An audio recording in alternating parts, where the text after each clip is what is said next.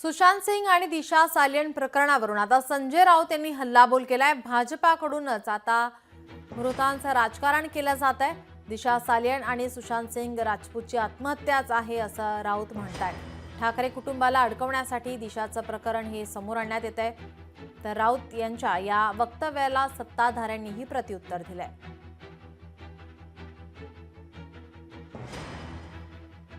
बघा, या दोन्ही आत्महत्याच आहेत, हे वारंवार सिद्ध झालं आहे, स्पष्ट झालेलं आहे।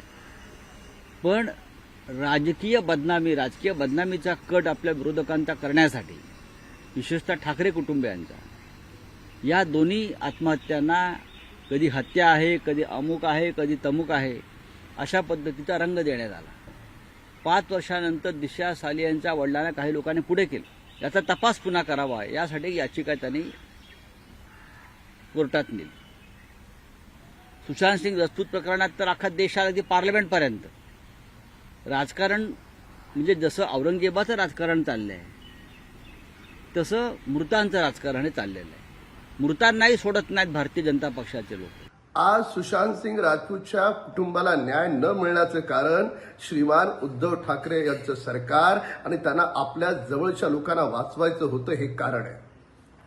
रिया चक्रवर्तीचे प्रवक्ता होता तुम्ही, दररोज तिच्या बाजूने बोलत होतात तुम्ही, त्यामुळे सरकारचा गैरवापर करत सगळे पुरावे नष्ट करण्याचं दुर्दैवी काम उद्धव ठाकरे सरकारच्या कालखंडात झालं।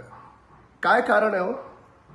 दिशा सालियनच्या वडिलांना वाटतं तिला न्याय मिळाला नाही म्हणून। या सगळ्यांचं पाप ईश्वरी दरबारात कधी ना कधी उद्धव ठाकरे सरकारला फेडावं लागेल। दिशा सालियनच्या मृत्यूनंतर जेव्हा उद्धव ठाकरेचे सुपुत्राचं नाव आला या केसमध्ये, त्यावेळी उद्धव ठाकरेंनी राणे साहेबांना फोन केला होता की माझ्या मुलाचं नाव घेऊ नका, त्यांना सोडा, त्यांना वाचवा। म्हणजे काय तरी उद्धव ठाकरेच्या मुलाचा हात आहे या मौतमध्ये, हत्यामध्ये, असं आम्हाला वाटतो। नक्की किती हात आहे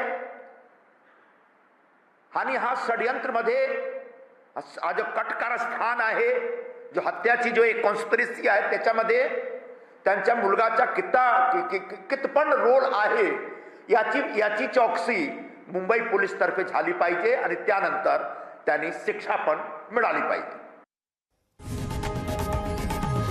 लोकशाही मराठी ऐका, पहा, जागरूक रहा।